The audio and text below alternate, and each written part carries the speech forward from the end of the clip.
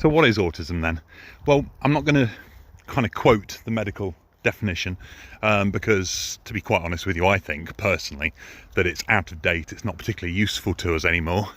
It's also not very accurate, really, when you consider what autism actually means to most people. So I'm going to kind of look at it more from a personal perspective. For me, autism is a kind of combination of things. It's all based on the fact that you've got a different brain architecture, I think. Okay, so your brain is quite literally built and connected. All the neurons seem to be connected in a different kind of way. It means that everything is slightly different, slightly changed for autistic people compared to neurotypical people. Everything is just a little bit tweaked in one way or another, and that is, I think, at the root of what autism really is. It's that kind of different wiring that then has obviously knock-on effects into everything else, and one of those effects is sensory things.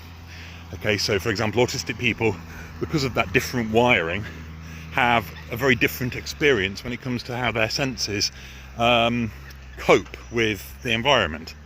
So for example, I'm very, very sensitive to loud noises, to strong smells, to repetitive low noises like an engine running, to scratchy, itchy clothing and other tactile things, the way things feel on you, temperature as well, of course.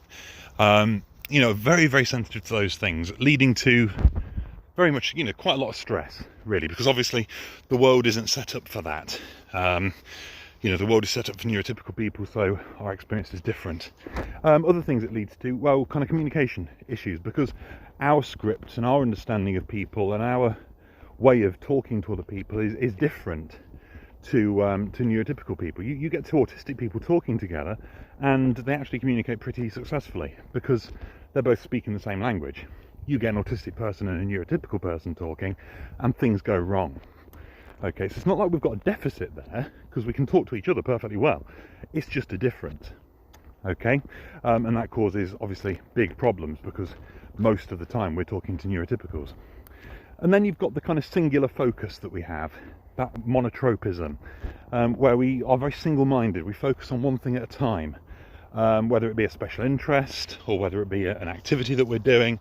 It's very difficult to kind of shift between activities and focuses. We are set on the one thing all of the time, and if we get shifted from that, it can cause us problems, which again isn't a deficit. It's actually quite useful quite a lot of the time.